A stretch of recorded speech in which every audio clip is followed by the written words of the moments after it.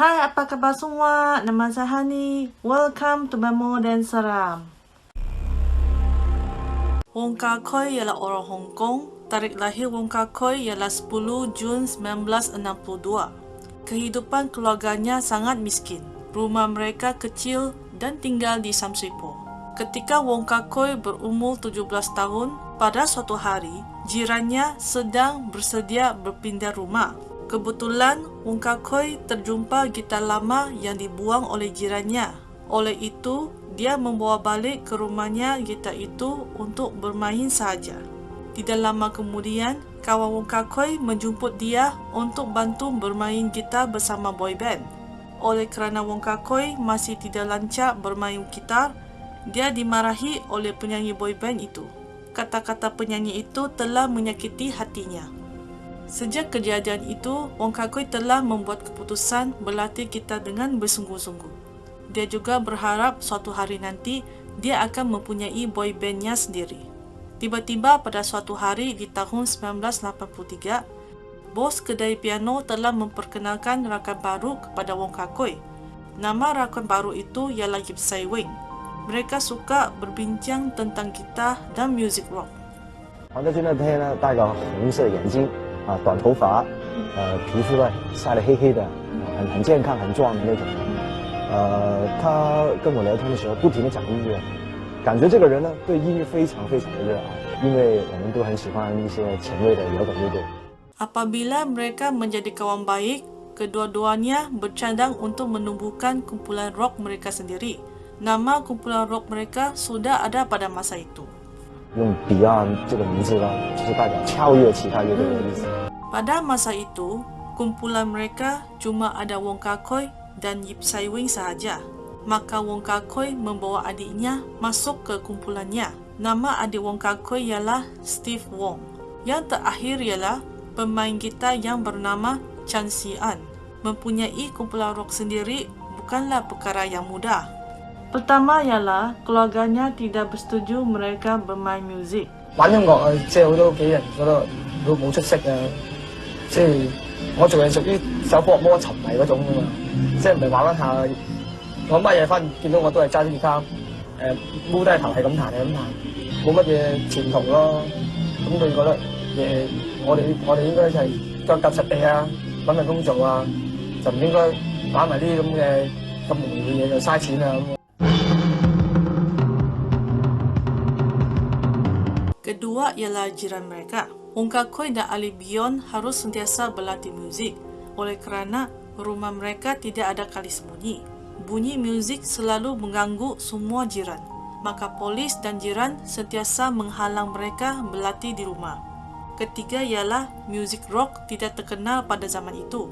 Banding dengan zaman sekarang, pemuda bermain muzik rock adalah perkara yang biasa. Tetapi pada tahun 1980-an di Hong Kong, muzik seperti lagu Leslie Cheung dan lagu Alan Tan sangat terkenal pada masa itu. Semua orang sangat suka lagu yang sentimental dan romantik. Bagi mereka, kumpulan rock dianggap sebagai orang yang tidak berguna. Pada tahun 1985, semasa Wong Kar-Koi dan Ali Bion berlatih muzik dengan baik dan sempurna, tidak didugakan bahawa Chan Si-an mahu keluar dari kumpulan Beyond. Alasannya ialah dia dan keluarganya akan berpindah ke luar negara. Ini menyebabkan Wong Kar-Koi sangat sakit kepala. Apatah lagi, mereka cuma ada 1 bulan sahaja mencari orang baru. Muncullah mereka sempat mencari orang baru menggantikan Chan Si-an. Orang itu ialah Paul Wong. Oleh kerana banyak duit telah bayar untuk konsert mereka, Yip Sai Wing mencari Paul Wong yang sedang belajar di universiti untuk membuat poster konsert mereka. Semasa Paul Wong dalam proses mereka bentuk poster tersebut, tidak lama kemudian barulah ada berita tentang Chan Si-an akan keluar dari kumpulan Beyond. Di sanalah ahli Beyond meminta Paul Wong tolong bermain gitar untuk konser mereka. Secara tidak sedar, Paul Wong tidak sangka dia telah menjadi ahli Beyond selama 20 tahun lebih. 教佢第一個印象咧，即係我見到佢就係話：哇！呢個人點解咁油嘅塊面？點解佢戴個紅色嘅眼鏡？覺得佢好特別一個人，即係啊呢個人都好唔理人嘅，其實俾我第一個感覺就係好有自己嘅見解，好有自己嘅主張，絕對係一個即係天生嘅一個領袖。就有吉他手嚟咗隊，咁就但係就急於要做一個 show， 仲係第一個 solo concert 添 Beyond 嘅，咁啊明愛嗰個，咁就得翻2個月時間。Selepas Chen Xian meninggal kumpulan Beyond, mereka berusaha berlatih semula untuk konser yang diadakan pada Jun 1985. Beyond telah meminjam sebanyak 16.000 dari bank untuk menyewa dewan besar dan semua alat-alat muzik untuk konser mereka. Duka citanya, konser itu tidak beberapa berjaya menarik semua penonton. Mereka juga terpaksa menanggung kerugian sebanyak 6.000. Walaupun konser itu ada banyak tempat kosong kerana tidak dapat menarik perhatian kepada syarikat muzik, tetapi mereka masih mempunyai lebih daripada 300 penonton yang hadir pada masa konser mereka. Hasil ini telah membuatkan mereka sangat berpuas hati. Oleh kerana kerugian duit dari konser mereka, mereka terpaksa berjimat duit dan tahan kelaparan untuk membayar hutang. Mereka juga tetap berusaha membelanja untuk membaiki alat muzik mereka. Walaupun mereka dalam keadaan kemiskinan, tetapi mereka tetap tidak melepaskan impian mereka.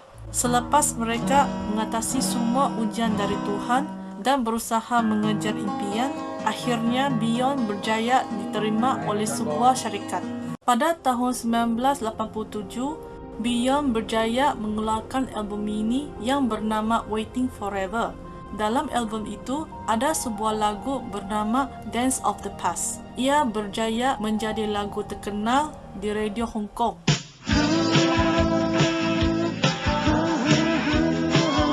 Ia juga menjadi lagu pertama rakaman sebagai MTV.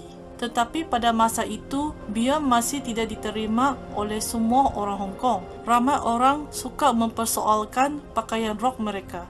Malah ada orang mengkritik muzik Beyond juga. Mereka mengatakan kumpulan rock ialah muzik tidak terkenal dan memperontak.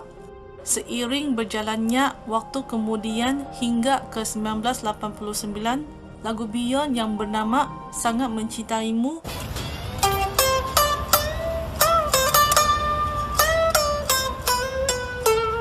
ia telah memenangi anugerah lagu terkenal di Hong Kong. Lagu itu juga menjadi salah satu karya agung muzik rock Beyond. Keputusan ini membuatkan Beyond merasa sangat gembira. Pada zaman industri hiburan Hong Kong pada 1990-an, program yang paling popular ialah hiburan yang bermain pelbagai permainan. Oleh itu, syarikat Beyond suka mengatur mereka untuk menyertai program yang tidak berkaitan dengan muzik. Keadaan ini telah banyak membuang masa mereka dari berkarya membuat lagu baru dan juga mengganggu mereka berlatih. Hari demi hari, Wong Kah-Kui merasa sangat tertekan dan sedih. Pada masa yang sama, Wong Kah-Kui adalah orang yang jujur dan juga tegas dalam pekerjaannya. Maka ini telah menjadi kemarahan ramai orang dalam industri hiburan. Pada zaman dulu, muzik Jepun sentiasa menjadi pusat muzik Asia seperti K-pop pada zaman sekarang. Ramai penyanyi dari Hong Kong dan Taiwan suka mengembangkan muzik mereka di Jepun, seperti penyanyi Teresa Teng dan Anita Mui. Mereka berdua adalah contoh terbaik yang berjaya di Jepun. Wong Kah-Kui segera minta izin dengan syarikat untuk membenarkan mereka pergi ke Jepun. Akhirnya pada tahun 1992, Beyond berjaya pergi ke Jepun untuk mengembangkan muzik mereka. Selepas beberapa tahun, walaupun lagu Jepun Beyond telah berjaya menarik perhatian kepada penonton orang Jepun, tetapi mereka tetap tidak dapat melarikan diri dari menghadiri program-program yang tidak berkaitan dengan muzik di Jepun. Pada 24 Jun 1993, Beyond telah menghadir dari program Fuji TV di Jepun. Program itu bernama Melakukan Apa Sahaja Yang Anda Mahu. Dalam program itu ada kumpulan Beyond dan 12 peserta. Mereka akan bermain permainan di atas pentas setinggi 3 meter. Terdapat kolam besar di tengah-tengah pentas bawah. Harta karun itu digantung di atas pentas. Tiba-tiba selepas 15 minit dalam permainan itu, pentas sudah dibasahi oleh air. Lama-lama ada seseorang tergelincir dan jatuh. Keadaan ini telah menolak papan latar belakang di belakang pentas, lalu mulai jatuh ke bawah pentas. Kemalangan itu menyebabkan Teruyoshi Uchimura dan Wong Kar-koi terjatuh ke bawah pentas. Teruyoshi Uchimura cedera ringan kerana ada memakai topi keselamatan. Tetapi Wong Kar-koi pula tidak bernasib baik. Kepala Wong Kar-koi telah tercedera semasa terjatuh ke bawah pentas. Pada malam itu, ambulans bergegas membawa 2 orang yang cedera pergi ke hospital yang berhampiran di Tokyo Women Medical University. Selepas doktor memeriksa keadaan Wong Kar-koi disahkan menjadi koma pada hari itu. Selepas 7 hari, Ali Bion menunggu di hospital. Akhirnya, doktor mengumumkan bahawa Wong Kar-koi telah meninggal dunia pada 30 Jun 1993. Dia meninggal dunia semasa berumur 31 tahun.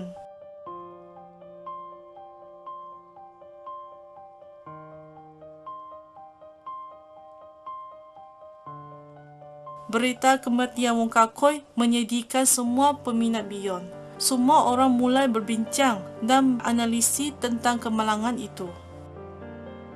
Pertama, semua peminat orang Jepun dan media Hong Kong pernah berbincang tentang nama Wong Kar-koi. Nama Jepun Wong Kar-koi ialah Koma. My name is Koma, vocalist. Sebutan namanya sama seperti perkataan koma dalam bahasa Inggeris. Maka mereka terfikirkan nama itu telah membawa malang kepada Wong Kar-koi. Kedua, Ali Bion pernah mencari tukang tilip nasib di Jepun. Selepas Wong Kar-koi tamat berbincang dengan tukang tilip nasib, dia menjadi tidak tenang dan merasa bimbang. Apabila rakan menanya dia tentang apa yang dikatakan oleh tukang tilip nasib, dia tiba-tiba menukar topik dengan tidak kesabaran.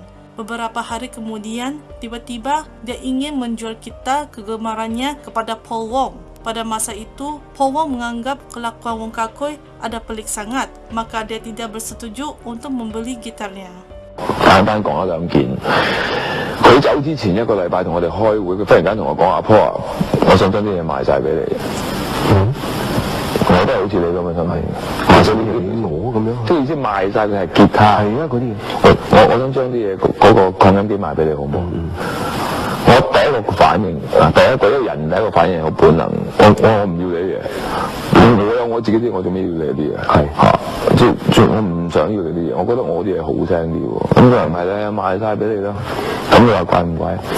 一個樂手，佢嘅樂器就係等於佢嘅生命，個命根嚟㗎啦嘛，已經命根嚟嘅嚇。即係你將個命根，你話賣晒俾我，甚至乎有啲話你攞去啦，我唔好，我唔要，我唔要。我第一個反應好抗拒，我唔要。即係我諗種種呢啲咁嘅嘢，即係好似有跡可尋咁，係有跡可尋。佢有一日佢同我哋講話，啊我呢排喺屋企，因為喺日本真係好悶，個個自己有自己玩嘅嘢啦，有啲屋企係好似我哋咁係咁喪睇戲啦。咁啊佢話：我呢排咧上屋企練一啲嘢，我練咩啊？我練咧喺好高嘅地方跳落嚟，跟住企翻穩。點解無端端要練啲咁嘅嘢咧？嗬？我就話咯，你不嬲都唔係練呢啲嘢嘅人嚟㗎啦，你又唔係即係練武術，又唔係練咩，又唔係特技人，你做咩練啲咁嘅嘢咧？係啊，但係冇答案嘅嗰時嗱，佢話我知，我覺得係好高咁喺梳化屋企不停咁練，咁喺梳化跳落地下，跟住我窮咁將佢企翻穩咧，我覺得好開心或者覺得我都拗地頭嘅，我哋你練埋咁嘅嘢，不如練下吉他好過啦。咁但係就冇答案嘅，嗰時係完全冇答案。當然最終嗰個答案我哋睇到亦都係唔想知道嘅嘢嚟，亦都唔想接受嘅。Ketiga, selepas kehilangan Wong Kar-koi, lagu yang terkenal Laut dan Langit atau Freedom menjadi perbincangan di dalam Ali Bion, terutamanya dalam liriknya, saya takut suatu hari nanti saya akan jatuh. Steve Wong merasakan lagu itu semacam tanda-tanda malang kepada abangnya. 預感定係一啲覺得甚至乎係跌倒嘅，我唔知。我聽到呢一句歌詞嘅時候，我會覺得好唔舒服咯。即係未發生事之前，佢原本係唱會跌倒 ，oh yeah 咁樣嘅。咁但係我哋覺得，喂，你好似唔係好啱意思喎，跌倒點會仲 oh yeah 啫？梗係 oh no 啦。咁即係曾經咁，即係我哋有喺個錄音室入邊有啲咁樣。修改過，咁